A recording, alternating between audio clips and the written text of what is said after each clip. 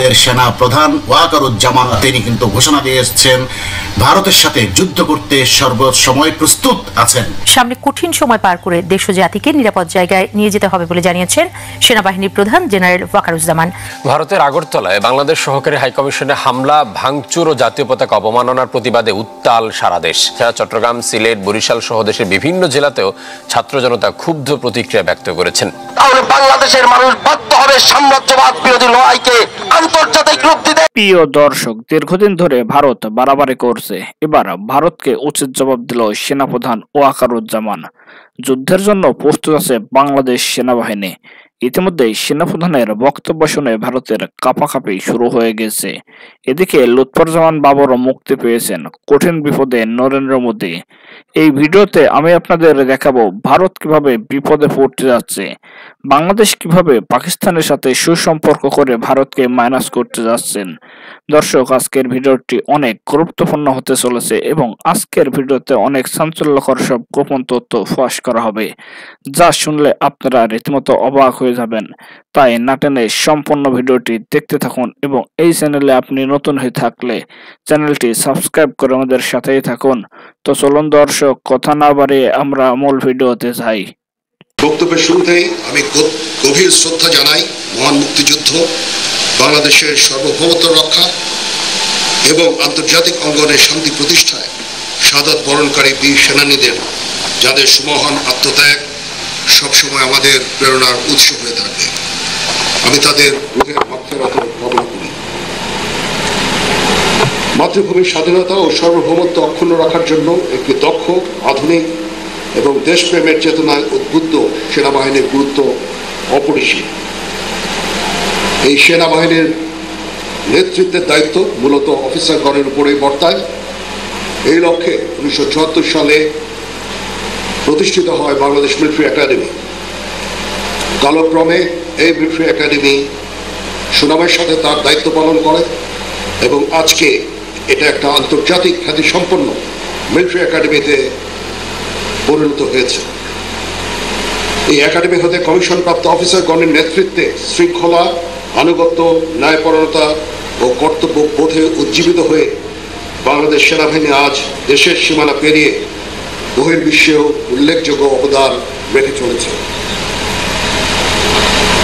প্রিয় অফিসার ক্যাডেটবৃন্দ, আজকের দিনটা আমাদের সকলের জন্য অত্যন্ত আনন্দের, কারণ বিএমএতে দীর্ঘ 3 বছরের কঠোর পরিশ্রম শেষে আজকে তোমরা সেনাবাহিনীতে কমিশন পেতে যাচ্ছ। এই জন্য তোমাদের সকলকে জানাই আন্তরিক অভিবাদন। তোমাদের কাছে আমার প্রত্যাশা এই যে নেতৃত্বের সর্বোচ্চ গুণাবলী যেমন সততা, সত্যবাদিতা, কর্তব্যনিষ্ঠা ও কঠোর পরিশ্রম দ্বারা সেনাবাহিনীর উপরে আজ অর্পিত সকল দায়িত্ব আন্তরিকতার সাথে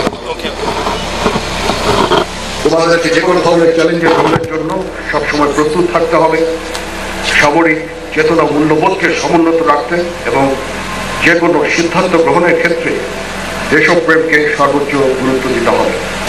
বাংলাদেশ সেনাবাহিনীর মূলমন্ত্র শহরে আমরা শান্তিতে, আমরা সর্বদা আমরা দেশের তরে, এটা দিয়ে উজ্জীবিত হয়ে মাতৃভূমির স্বাধীনতা সার্বভৌমত্ব রক্ষাই হবে তোমাদের জীবনের প্রথম এবং প্রধানতম ব্রত।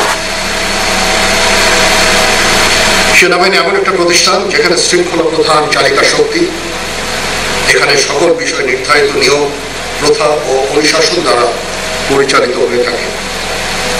যে কোনো বিষয়ে চূড়ান্ত সিদ্ধান্ত নিতে নিজের বিবেকের দ্বারস্থ হবে। তোমরা ভুলে যাবে না তোমাদের গড়ে তুলতে দেশের খেটে খাওয়া মানুষের অনেক অবদান রয়েছে। মনে রাখবে সামরিক জীবনে ধর্মীয় মূল্যবোধের চর্চা ও ধর্মীয় অনুশাসন মেনে চলার গুরুত্ব অপরিসীম, যার মাধ্যমে একজন সেনা সদস্য কর্মক্ষেত্রে নিজেকে আদর্শবান, মর্যাদাবান ও উন্নত চরিত্রের অধিকারী হিসাবে ভারতের আগরতলায় বাংলাদেশ সহকারী হাইকমিশনে হামলা, ভাঙচুর ও জাতীয় পতাকা অবমাননার প্রতিবাদে উত্তাল সারা দেশ। রাতে ঢাকা বিশ্ববিদ্যালয় ক্যাম্পাসে বিক্ষোভ মিছিল ও সমাবেশে এই ঘটনার তীব্র নিন্দা জানানো হয়। এছাড়া চট্টগ্রাম, সিলেট, বরিশাল সহ দেশের বিভিন্ন জেলাতেও ছাত্র জনতা ক্ষুব্ধ প্রতিক্রিয়া ব্যক্ত করেছেন, দাবি জানিয়েছেন ভারতের ক্ষমা চাওয়ার। এই এমবাসিতে হামলা কেন? স্লোগানে প্রকম্পিত ঢাকা বিশ্ববিদ্যালয় ক্যাম্পাস। আগরতলায় সহকারী হাইকমিশনে ঢুকে বাংলাদেশের পতাকা অবমাননা ভাঙচুরের খবর আসার পর থেকেই ফুঁসতে থাকে ছাত্র সমাজ। রাতে বিভিন্ন হল থেকে বের হওয়া বিক্ষোভ মিছিল প্রদক্ষিণ করে ক্যাম্পাস এলাকা, পরে খণ্ড খণ্ড মিছিল এক হয় রাজু ভাস্কর্যের সামনে। সেখানে সমাবেশে ক্ষুব্ধ শিক্ষার্থীরা বলেন, ভারতের সাথে বাংলাদেশের মানুষের কোনো শত্রুতা নেই, কিন্তু দেশটির সরকার তার সাম্রাজ্যবাদী নীতি বারবার বাংলাদেশের উপর চাপিয়ে দিচ্ছে। আজকে জানিয়ে দিতে চাই, ভারতের জনগণ, আপনাদের সাথে আমাদের কোনো দুশ্মনী নাই। বাংলাদেশের মানুষ শান্তিপ্রিয়, কিন্তু আপনাদের সরকার যদি বারবার এভাবে আমাদের উপর সাম্রাজ্যবাদী নীতি চাপিয়ে দেয়, তাহলে বাংলাদেশের মানুষ বাধ্য হবে সাম্রাজ্যবাদ বিরোধী লড়াইকে আন্তর্জাতিক রূপ দিতে। নতুন বাংলাদেশে দিল্লি না ঢাকা স্লোগানের বিপরীতে ঢাকা ঢাকা বলার জন্য যদি একটা মানুষও বেঁচে থাকে, এই একটা মানুষের মৃত্যু পর্যন্ত বাংলাদেশে দিল্লির আধিপত্য আর বিস্তার করতে দেওয়া হবে না, হবে না, হবে না। এই সমাবেশে মিছিল নিয়ে যোগ দেন ঢাকা বিশ্ববিদ্যালয়ের জগন্নাথ হলের সনাতন ধর্মাবলম্বী শিক্ষার্থীরা। দেশের সার্বভৌমত্ব রক্ষায় হিন্দু মুসলিম সহ সবাইকে ঐক্যবদ্ধ থাকার আহ্বান জানান তারা। ঢাকায় ভারতীয় হাইকমিশনের পাশে নতুন বাজার এলাকায় মশাল মিছিল ও বিক্ষোভ সমাবেশ করেছে জাতীয় নাগরিক কমিটি। তারা অবিলম্বে ভারতকে ক্ষমা চাওয়ার দাবি জানান। আমাদের দাবি হচ্ছে একটাই, যে এটার জন্য বাংলাদেশের ভারতের হাই কমিশনার রয়েছে, তাকে 24 ঘন্টার মধ্যে ক্ষমা চাইতে হবে। ভারতে হিন্দুরাও আছে, বাংলাদেশে তেমন মুসলমানরাও আছে, হিন্দু আছে। কারো পতাকা নিয়ে আসলে টানা হিস্ট্রি করা, জ্বালানো পোড়ানো এটা উচিত না। আগরতলায় সহকারী হাইকমিশনে হামলা, ভাঙচুর ও মমতা বন্দ্যোপাধ্যায়ের আপত্তিকর মন্তব্যে বিক্ষোভ হয়েছে জাহাঙ্গীরনগর বিশ্ববিদ্যালয়েও। এছাড়া চট্টগ্রামের 16 শহর রেল স্টেশনে বিক্ষোভ সমাবেশে ভারতের ধৃষ্টতার প্রতিবাদ জানান ছাত্র জনতা। অন্যদিকে জাতীয় ঐক্য নিয়ে কখন কার সঙ্গে বসছেন প্রধান উপদেষ্টা? জাতীয় ঐক্যের আহ্বান নিয়ে ছাত্রনেতা, রাজনৈতিক দল ও ধর্মীয় সম্প্রদায়ের নেতাদের সঙ্গে আলাদা বৈঠকে বসেছেন অন্তর্বর্তী সরকারের প্রধান উপদেষ্টা ডক্টর মোহাম্মদ ইউনূস। মঙ্গলবার 3 ডিসেম্বর সন্ধ্যায় ছাত্রনেতাদের সঙ্গে আগামীকাল প্রধান রাজনৈতিক দলগুলোর নেতা এবং পরের দিন ধর্মীয় নেতাদের সঙ্গে একই বৈঠক হবে। মঙ্গলবার রাজধানীর ফরেন সার্ভিস একাডেমিতে আয়োজিত সংবাদ ব্রিফিংয়ে প্রধান উপদেষ্টার প্রেস সচিব শফিকুল আলম এই সিদ্ধান্তের কথা জানান। তিনি বলেন, ছাত্রনেতাদের সঙ্গে বৈঠকটি আজ সন্ধ্যা 6টা থেকে 7:30 পর্যন্ত হওয়ার কথা।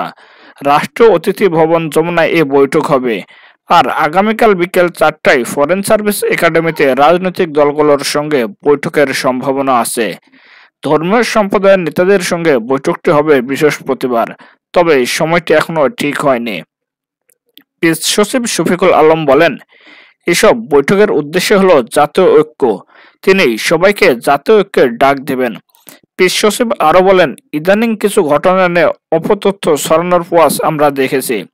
অনেকাংশ দেখেছি ভারতের গণমাধ্যমে খুব আক্রমণাত্মকভাবে এই কাজগুলো করছে। এটার জন্য জাতীয়ভাবে ঐক্য তৈরি করে আমাদের বলতে হবে, তোমরা আসো, দেখো কি হচ্ছে। একই সঙ্গে আমাদের জাতীয় ঐক্য ধরে রাখা, আমাদের জাতীয় ঐক্য এখানে খুব জরুরি, কারণ আমাদের দেশ নিয়ে এক ধরনের অপতথ্য ছড়ানো হচ্ছে। এখানে আমাদের দেশের সুনামের একটা প্রশ্ন আছে। আমরা সবাই মিলে ঐক্যবদ্ধভাবে এই অপতথ্যের বিরুদ্ধে প্রচারাভিযানভাবে আমাদের নামতে হবে।